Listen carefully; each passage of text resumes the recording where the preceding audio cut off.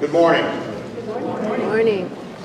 My name is Mark Kirstner, and I'm the cat herder for this project, trying to keep the many pieces of the effort going forward.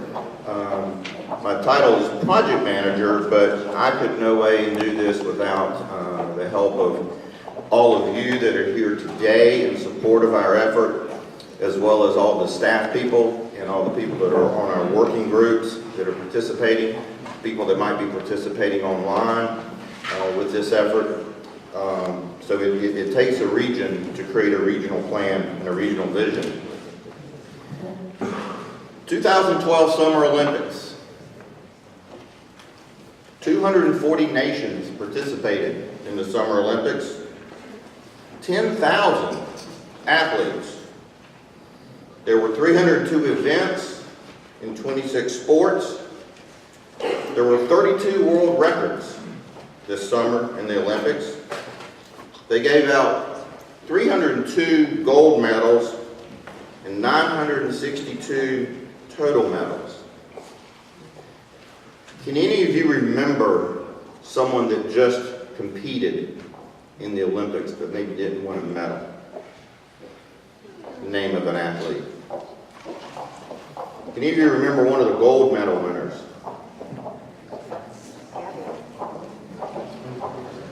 Heard a few.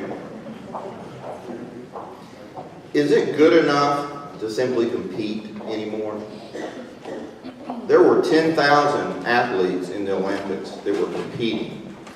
They had worked hard, they had trained themselves, they had earned the right to represent their country at the Olympics, and they were competing.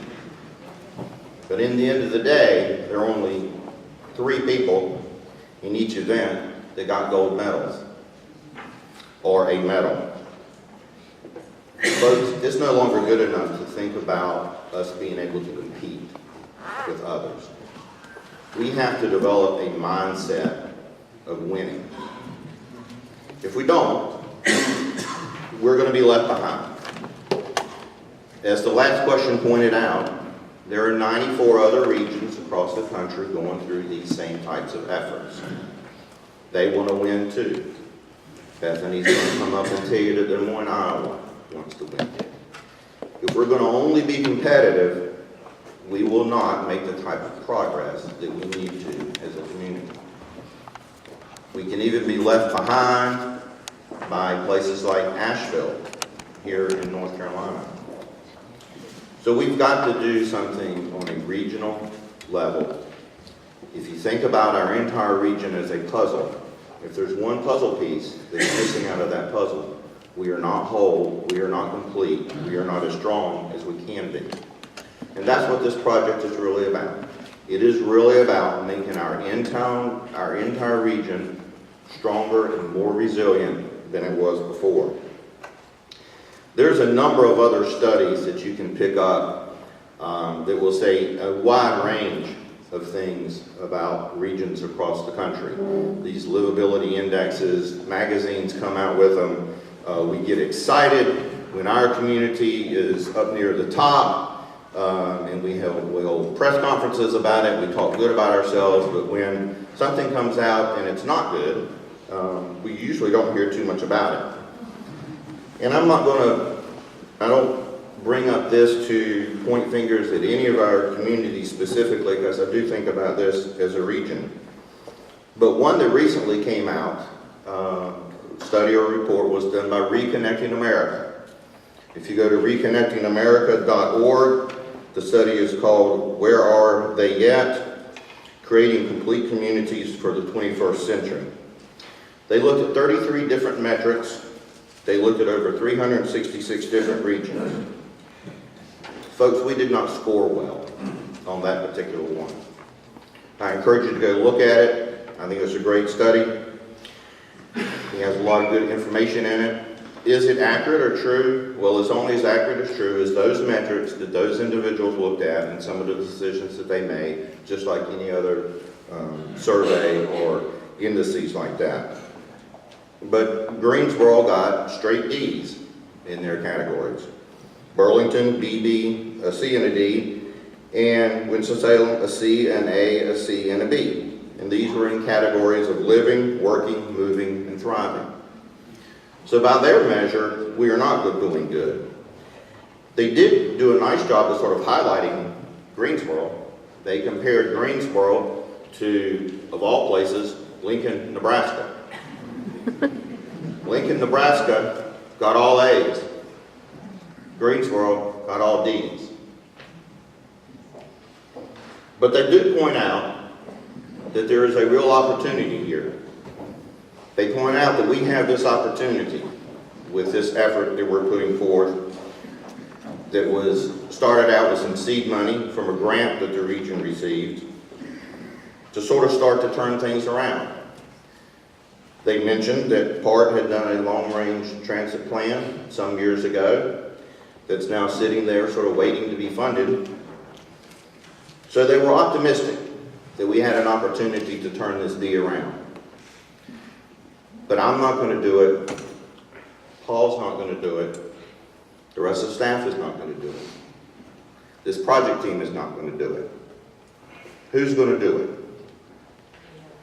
Each of you. Each of us within the region has to step up and do what we can to help promote regionalism and to help make each of our communities stronger than they are today. At our kickoff meeting, we mentioned that we wanted to be the place where people talked about.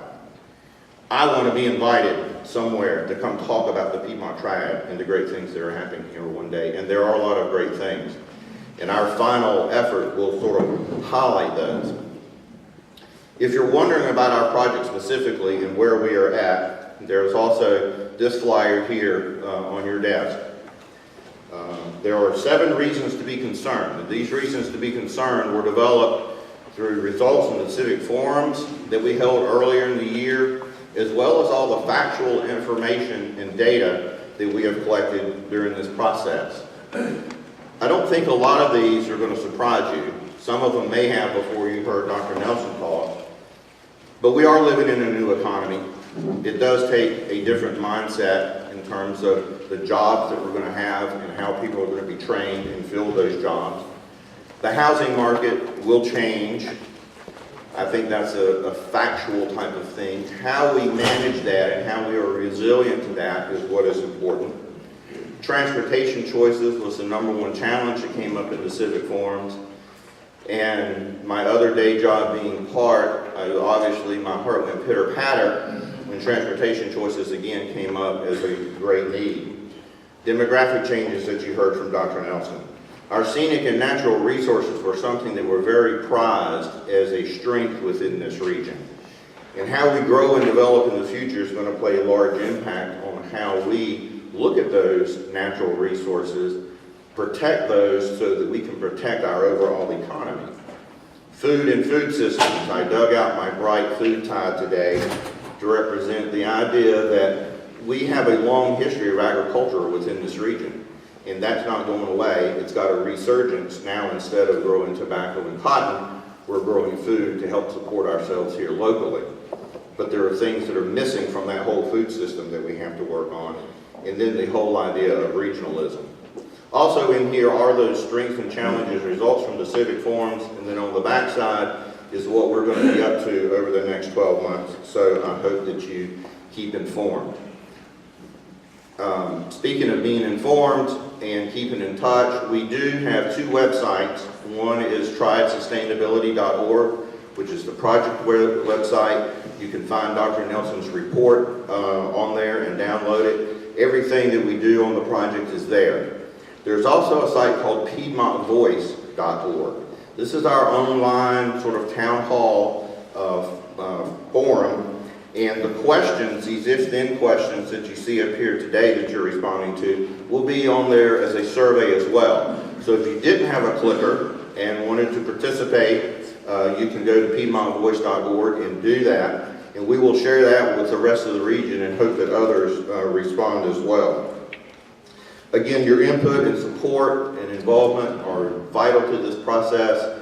Just simply being here today shows that, but what we really want people to do is engage in this project through the Piedmont Voice site. We try to keep the content fresh there, asking pertinent questions to get input and feedback. And with these if-then questions, we'll need to be receiving more over the next couple months as we continue to build a vision for the region.